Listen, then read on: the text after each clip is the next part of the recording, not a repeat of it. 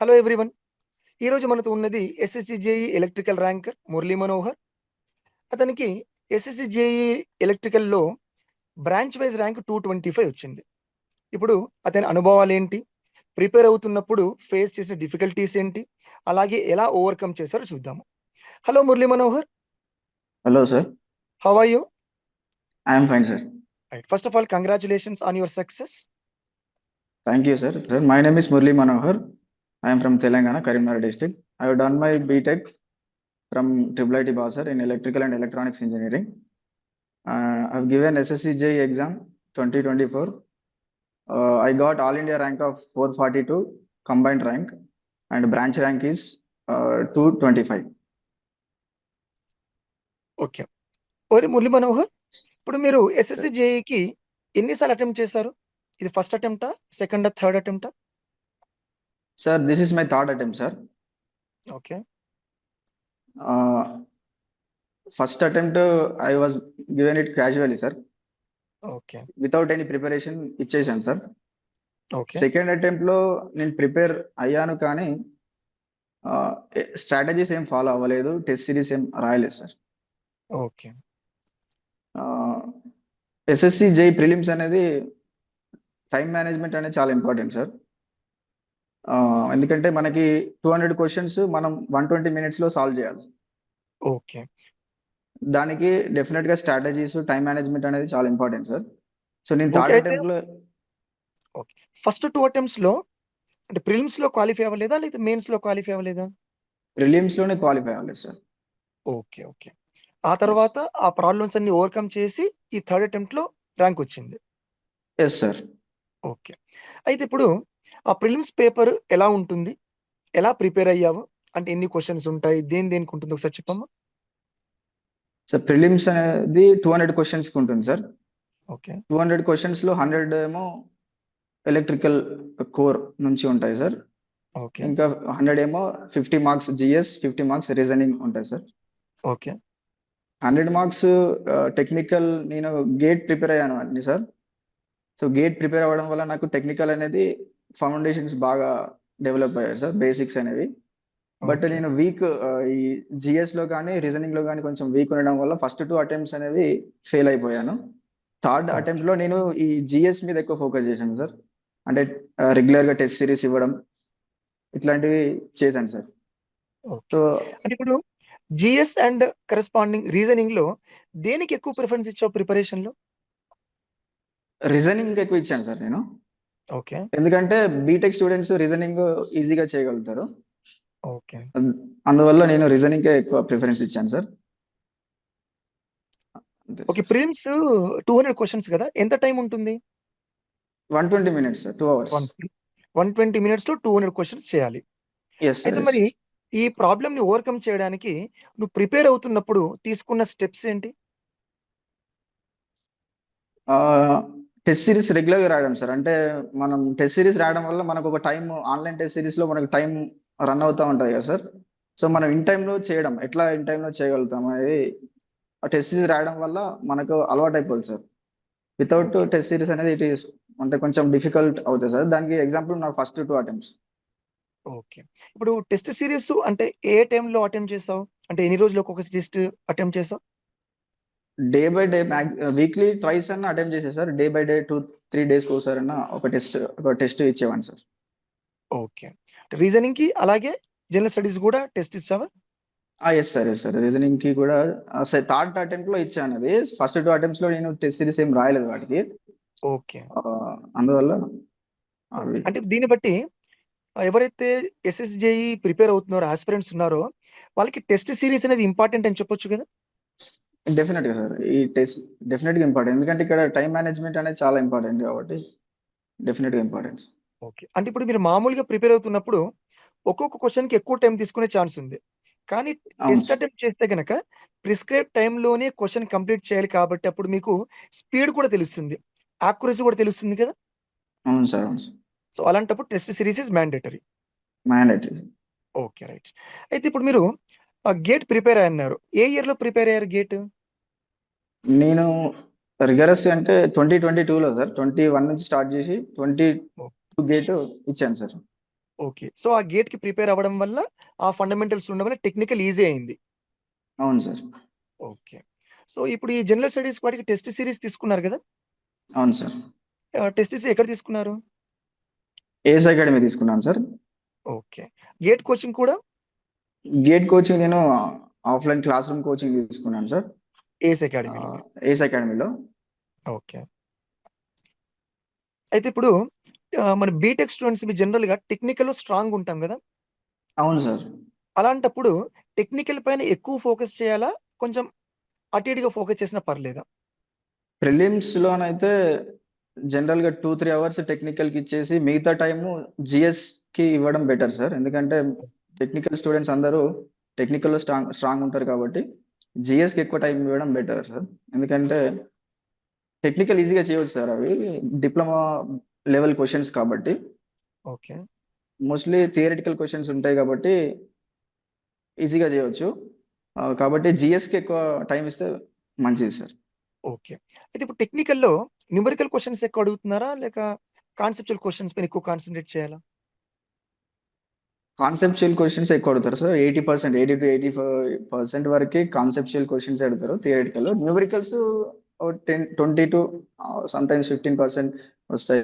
అవి కూడా oh! Just easy to moderate level క్వెషన్సే ఉంటాయి. అవి పెద్దగా మనం భయపడాల్సిన పని లేదు సార్ న్యూమరికల్స్. ఓకే. అయితే ఇప్పుడు వీటికి మీరేమన్నా మెటీరియల్ సెపరేట్‌గా ప్రిపేర్ అయ్యారా? ఏదైనా మెటీరియల్ దేనికి సార్ టెక్నికల్ ఆర్ జీఎస్? టెక్నికల్‌కి. టెక్నికల్‌కి నేను ఏస్ గేట్ మెటీరియల్సే ప్రిపేర్ అయ్యాను sir. Gate material class room notes okay. And వాటి నుంచి షార్ట్ నోట్స్ ప్రిపేర్ చేసుకున్నాను. ఓకే. అయితే ఇప్పుడు షార్ట్ నోట్స్ యొక్క ప్రిపరేషన్ ఎంత వరకు మనకి దోహదం చేస్తుంది ర్యాంక్ రావడానికి? చాలా వరకు యూజ్ అవుతాయి సార్. మనము ఎగ్జామ్ 2-3 డేస్ ఉంది అన్నప్పుడు షార్ట్ నోట్సే చాలా important sir. Okay. 2-3 day before 1 week మనము షార్ట్ నోట్స్ రిగరస్‌గా ప్రిపేర్ అయితే ఎన్ని సార్లు రివిజన్ చేస్తే అంత మంచిది సార్. ఎందుకంటే okay. At the end of మనం అన్ని బుక్స్ రివిజన్ చేయలేము కదా sir before exam. So, short notes అనేది చాలా ఇంపార్టెంట్. ఓకే. అంటే ఇప్పుడు సబ్జెక్ట్ ప్రిపేర్ అవుతున్నప్పుడు షార్ట్ నోట్స్ ప్రిపేర్ చేసుకొని దాన్ని ఎగ్జామ్‌కి ఒక 15, 20 డేస్ ముందు రివిజన్ చేసుకున్నావు. Yes sir. యెస్. ఓకే. అయితే ఇప్పుడు ఈ కాన్సెప్చువల్ క్వెషన్స్ రావడానికి ఈఎస్సీ ఆబ్జెక్టివ్ పేపర్స్ ప్రిపేర్ అయితే బెటర్ అంటారా? డెఫినెట్‌గా sir. ESC and GATE 1 mark questions prepare అయితే చాలా బెనిఫిట్ అవుతది సార్. సమ్ 5-6 క్వెషన్స్ మనకు డైరెక్ట్ మోడల్స్ కూడా వస్తాయి sir. ESC okay. Or GATE 1 mark questions direct models మనకు ప్రిలిమ్స్‌లో గాని, మెయిన్స్‌లో కూడా కొన్ని క్వెషన్స్ వస్తాయి సార్.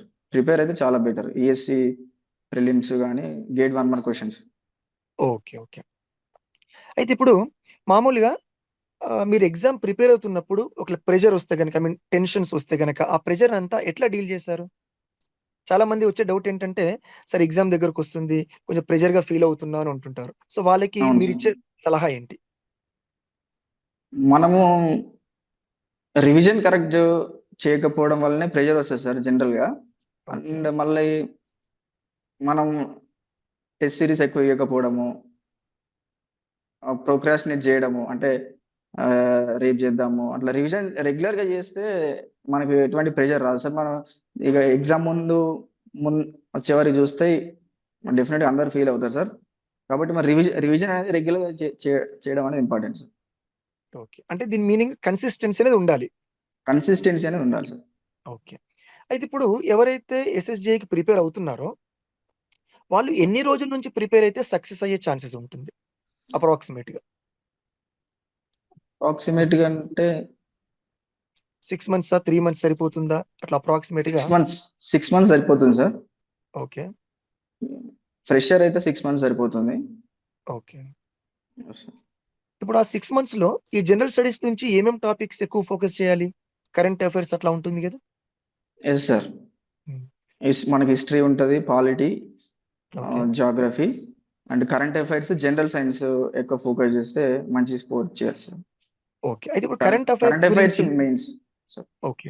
కరెంట్ అఫైర్స్ గురించి మీరు ఎలా ఫాలో అయ్యారు? కరెంట్ అఫైర్స్ నేను డైలీ న్యూస్ పేపర్ చదివాను సార్ రెగ్యులర్‌గా. ఓకే. అండ్ కొన్ని YouTube channels free current affairs కూడా వస్తాయి సార్. మన ఏస్ అకాడమీలో కూడా మంత్లీ వైస్ కరెంట్ అఫైర్స్ చేస్తారు సారు. ఓకే. అవి ఫాలో అయినా సరిపోతది. రెగ్యులర్గా న్యూస్ పేపర్ చదవడం అనేది ఇంపార్టెంట్ సార్. ఓకే. అయితే ఇప్పుడు రీజనింగ్‌కొచ్చేసరికి అంటే ఎంత టైమ్‌లో ఒక క్వెషన్ అట్లా సాల్వ్ చేస్తే బెటర్? మనకి ఉండే టైము అప్రాక్సిమేట్లీ 36 సెకండ్స్ ఉంటుంది sir. 30-36 seconds. Okay. So reasoning కొన్ని క్వశ్చన్స్ ఉంటాయి సార్ ఎక్కువ టైం తీసుకునేవి. Okay. More or less 30 seconds 45 సెకండ్స్లో చేస్తే better sir reasoning. Reasoning. Yes. Coming to the technical, ఏ సబ్జెక్ట్స్ ఎక్కువ ఫోకస్ చేస్తే బెటర్? అంటే దేనికి వెయిటేజ్ ఎక్కువ ఉండే ఛాన్స్ ఉంది? ఎలక్ట్రిక్ సర్క్యూట్ సార్ డెఫినెట్గా, okay. And power systems, machines okay. And measurements subject. ఈ 4 సబ్జెక్ట్ నుంచి ఆల్మోస్ట్ 80% క్వశ్చన్స్ ఈ 4 సబ్జెక్ట్స్ నుంచి వస్తాయి. ఓకే. అండ్ రిమైనింగ్ యూటిలైజేషన్ అవి లాస్ట్లో చదువుకున్నా సరిపోతుంది సార్. ఈ 4 సబ్జెక్ట్స్ అయితే ఇంపార్టెంట్ సార్ చాలా. ఎక్కువ ఫోకస్ పవర్ సిస్టమ్స్ పైన, మెషిన్స్ మెషిన్స్, పైన, measurements electric and electric circuits. Electric circuits వీటిపైన ఫోకస్ చేయాలి. ఎస్. ఓకే. వీటి నుంచి క్వెషన్స్ ఎలా అడుగుతున్నారు మామూలుగా? అంటే న్యూమరికల్స్ అడుగుతున్నారా? లేకపోతే కాన్సెప్చువల్ అడుగుతున్నారా జనరల్‌గా? Mostly conceptual sir. Numerical 20%, around 20-25% అడుగుతారు సార్. ఓకే. Mostly conceptual. అంటే అప్లికేషన్ ఓరియెంటెడ్ ఉంటుందా? అప్లికేషన్ ఓరియంటెడ్ ఉంటుంది సార్. డిప్లొమల్ బేస్డ్ పేపర్ కాబట్టి అప్లికేషన్ ఓరియంటెడ్ ఉంటుంది sir. Okay. Very nice. So, so all details ఇచ్చేసావు. ఎలా ప్రాబ్లమ్స్ ఫేస్ చేసావు, ఎలా ప్రిపేర్ అయ్యావో. ఇప్పుడు ఫైనల్లీ ఎవరైతే యాస్పిరెంట్స్ ఉన్నారో వాళ్ళకి మీరిచ్చే సజెషన్ ఏంటి? మోటివేషన్ ఏంటి? సజెషన్ అంటే ప్రిపరేషన్ స్టార్ట్ చేద్దాం అనుకునే వాళ్ళు ఎఫర్ట్ చేయగలిగితే ఆఫ్లైన్ కోచింగ్కి వచ్చి చేయడం బెటర్ సార్. ఎందుకంటే తొందరగా ప్రిపరేషన్ కంప్లీట్ చేసుకోవచ్చు. ఓకే. చేయలేని వాళ్ళు ఆన్లైన్లోనైనా చేసుకోవచ్చు.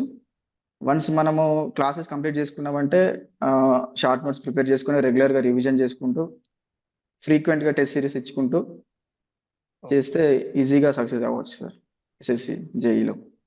ఓకే. అంటే మీకు సెలెక్ట్ అయింది ఎంఈఎస్ కదా? Yes sir military engineering service. దాని గురించి కొంచెం ఏమైనా ఐడియా ఇస్తే యాస్పిరెంట్స్‌కి యూజ్ అవుతుంది. జనరల్గా నాకు కూడా పెద్దగా ఐడియా లేదు సార్. అంటే మిలిటరీ మనకి 6 కమాండ్స్ ఉంటాయి ఇండియాలో. Okay. Northern command, southern command, western, eastern and north eastern, south western commands ఉంటాయి. ఓకే. అక్కడ మనం బేసిక్గా మిలిటరీకి సంబంధించిన ఇన్ఫ్రాస్ట్రక్చర్ డెవలప్మెంట్, ఆపరేషన్ మెయింటెనెన్స్ ఉంటుందని నేను విన్నాను సార్. ఓకే. నాకు కూడా okay. Okay. No problem. And finally congratulations thank you sir. Thank you very much. For your future. And what are your future goals? I want to become Transco AE, sir, okay. in Telangana. It is coming recent. So Transco AE, sir, my goal. Okay. Okay. Thank you Manohar. Thank once you, sir. Again right congratulations. Thank you so Thank much. you, sir. Thank you, sir.